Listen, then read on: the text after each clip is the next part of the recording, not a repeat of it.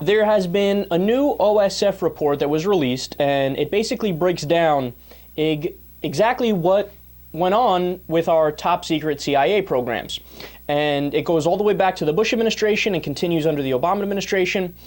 And basically what they were looking for was the number of governments that either hosted CIA black sites and interrogated or tortured prisoners sent by the U.S. And what they found was that the number of countries that collaborated in the program is 54. So it's actually much more widespread than we originally thought. And the report also identifies by name 136 prisoners who were at some point subjected to what they call extraordinary rendition. So although the Bush administration officials said they never intentionally sent terrorism suspects abroad in order to be tortured, the countries where the prisoners always seemed to end up were countries that tortured. So Egypt, Libya, and Syria, among a couple of others. And we were known to send them there to utilize coercive interrogation techniques, as it's called. That's the Orwellian language. The real language is torture. So what did rendition get us? What did extraordinary rendition get us? Well, there's one specific case which is of particular interest. A guy by the name of Ibn al-Shaikh al-Libi, who is a Libyan national and top al-Qaeda operative who was detained in Pakistan in late 2001 and was later sent by the U.S. to Egypt.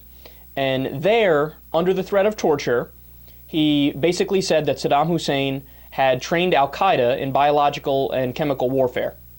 Now, he later withdrew that claim, but of course the Bush administration didn't say, oh, hey, by the way, we got that information under coercive methods, and he withdrew the comments. So, by the way, scratch that. No, in reality, the interrogators were leading him because they wanted him to say that. He told them what they wanted to hear, and then they used that specific claim as a big piece of the puzzle to try to sell the idea to the American people that Saddam Hussein had weapons of mass destruction and that he was going to use them. I mean, this stuff is straight out of Orwell, man. So, then, as we all know, Obama came into power. He promised to end these practices when he was campaigning. But then when he got elected, he did a complete 180, complete flip-flop. And listen to this quote when he got into office. He said, "We're relying on the, quote, diplomatic assurances of host countries that they would not torture suspects sent to them for pretrial detention." So instead of saying, hey, we're going to codify it in law and be utterly clear, and we're going to prosecute some of the people in the Bush administration for doing these methods, instead of going about it the right way, they just say, that everything I said during the campaign, forget about it, sweep it under the rug. We're just going to rely on the diplomatic assurances, which is a politician's way of saying, if they tell us they're not torturing, whatever, we guess they're not torturing. So, did torturing continue? That's the big question under Obama. The answer is yes. In fact, the list of the nations includes a range of American allies like Canada, the United Kingdom, Germany, and some familiar Middle Eastern partners, Jordan, Yemen, and the United Arab Emirates, and their alleged levels of participation vary widely. So there are countries like Poland, which agreed to host CIA black site prisons, and then there's nations like Portugal and Finland, which just said, all right, no, we don't want any black sites here, but what you can do is you can use our airspace to transfer the people when you're doing the extraordinary renditions. So, look, whenever I read about this stuff, and the OSF report made clear in no uncertain terms that extraordinary rendition, torture, and the number of countries that participated in it with us is a much higher number, and it was much more pervasive than we originally thought. So whenever I read about this stuff, I mean, it makes my blood boil. And I'll give you two super concrete examples as to what's wrong with it and why it should make your blood boil too if it already doesn't, right?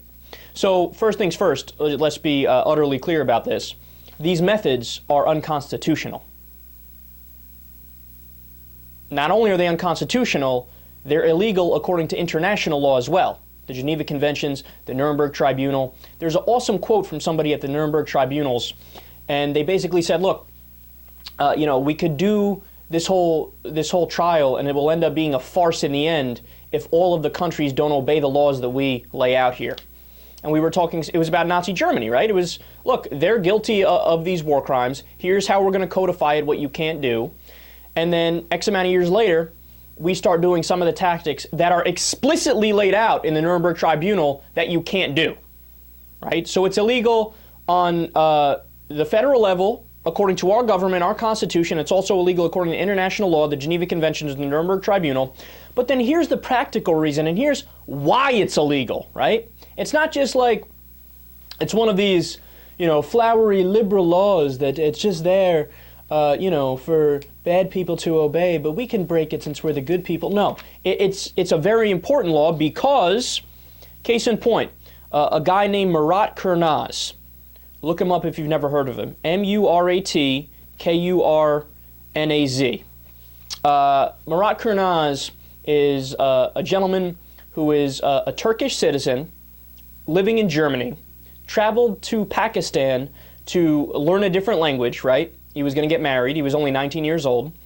Was captured by the Pakistani government, shipped to Afghanistan, then shipped to Guantanamo Bay, held with no evidence of anything, any wrongdoing, any affiliation with Al-Qaeda or any extremist groups. They knew, the American government knew that there was no evidence on him. They held him for 5 years anyway at Guantanamo Bay. And then at the very end, when all was said and done, they went, oops, and they just released him. So here we detain somebody from when they're 19 years old, over 5 years held in captivity, tortured. In fact, there's a list, electroshock. They did some type of electrical shocking torture method. They did waterboarding. They did Palestinian hangings. And he wrote a book, too. I don't think it's out in English. I think it's out in other places, right? He's probably afraid to release it here. But this is how a civilized nation acts. I mean, this is exactly why in the founding documents they put, hey, you have a right to a trial. You have a right to habeas corpus. And some people make the argument, yeah, Kyle, but he's not an American citizen, so the Constitution doesn't apply to him. But that stems from a fundamental misunderstanding of what the United States Constitution is. The Constitution is limits on the federal government.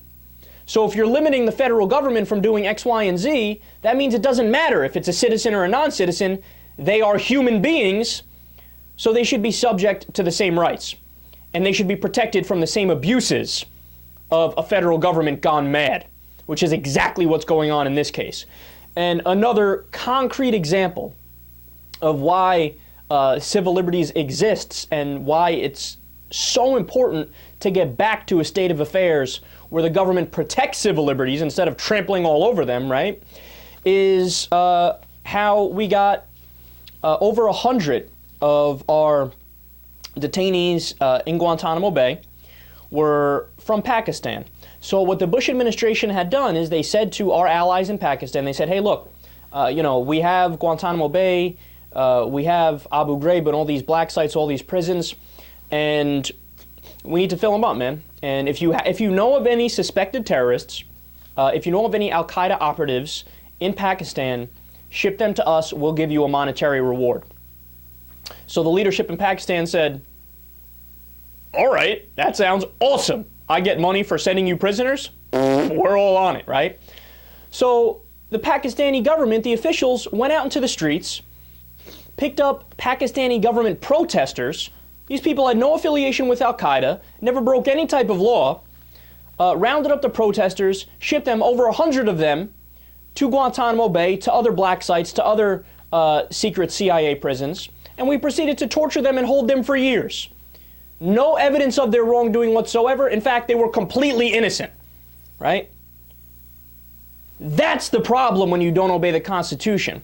All these idiot right-wingers, these Republicans who think, yeah, well, they're only going to use that to get the terrorists. No. Hold on there, hillbilly. The reality is, the same type of skepticism you look at every other area of government with, you should use it more so in this area, because it turns out the government, more often than not, gets it dead wrong when it comes to picking up people who are suspected terrorists.